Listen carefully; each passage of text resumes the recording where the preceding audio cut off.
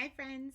How are you today? I'm here with a story about apples and one of my favorite characters, a little monkey named George. This is called Curious George Apple Harvest. So let's see what kind of trouble George gets into at the farm picking apples. It was harvest time, and Mr. Rankins needed help picking his apples. George and his friend, the man with the yellow hat, were happy to lend a hand or foot. Mr. Rankins explained that they needed to collect every apple. "I'm going to join the missus round back," he said. "Once you fill that cart, you can unload it into the washing trough."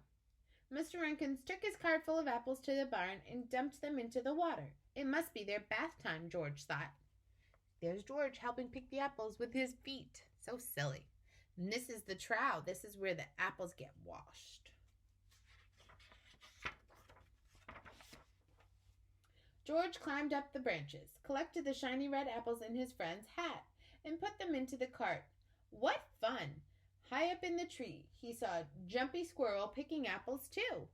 George decided to help. He took Jumpy's apple and tossed it into the cart with the rest of Mr. Rankin's apples. But Jumpy wanted that apple for himself. He leaped in to take it back, and George tried to stop him. So here's the squirrel. See, he's jumping in.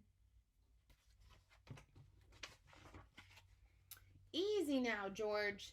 That lever releases all of the apples," said his friend. George looked at the lever. He thought it was an excellent way to get Jumpy out of the cart. "George, no!" George pulled the lever, and Jumpy tumbled out, along with all of the apples. "That's okay," said his friend with a sigh. "We can gather them up again." But Jumpy had found his apple, and he ran to hide it in the barn. George decided to follow. So he pulled the lever and all the apples fell out. And here's the squirrel going into the barn. Wonder what's going to happen.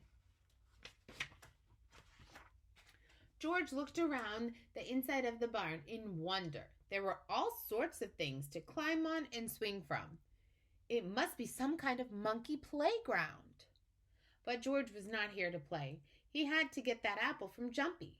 If only it weren't so dark in the barn. He found the light switch and flipped it. There's inside the barn. Now let's see if that was really a light switch or not. I don't know. Everything moved. It was a machine, not a playground. George wondered how it worked. He watched the bucket scoop up the apples. He decided they must carry the apples high away from squirrels. But wait, where was Jumpy? There he was. Jumpy still had that apple he took from the cart. George chased Jumpy, grabbed the apple, and threw it into a bin high out of reach. Suddenly, the machine stopped.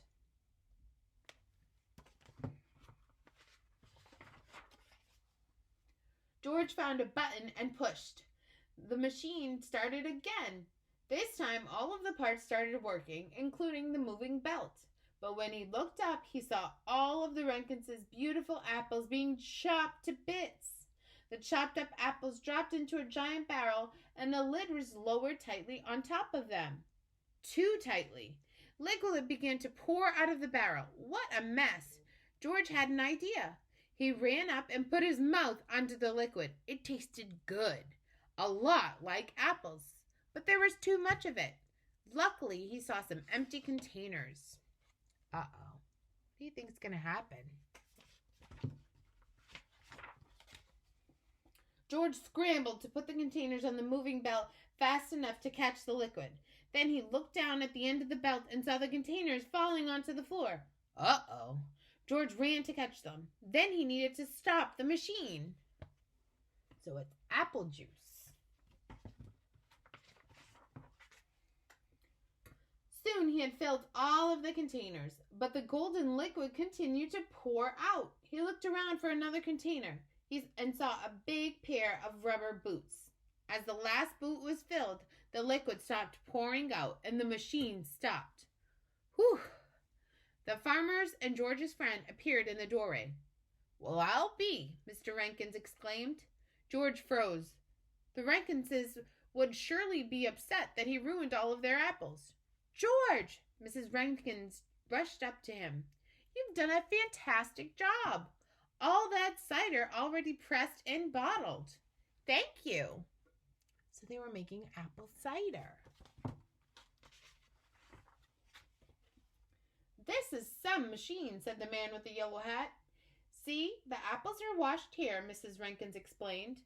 Then they are lifted up to the chopper because chopped apples give more juice. The juice is pressed out of the apples and then bottled. George had not ruined the apples after all. He'd turned them into cider.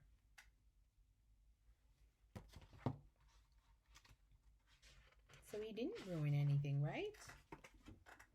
Mr. Rankins handed an apple to George. Here, you've earned it, he said. George knew someone who wanted the apple more than he did. He'd had enough apples for one day. The end. I hope you enjoyed checking out Curious George at the Apple Farm. See you guys soon. Bye.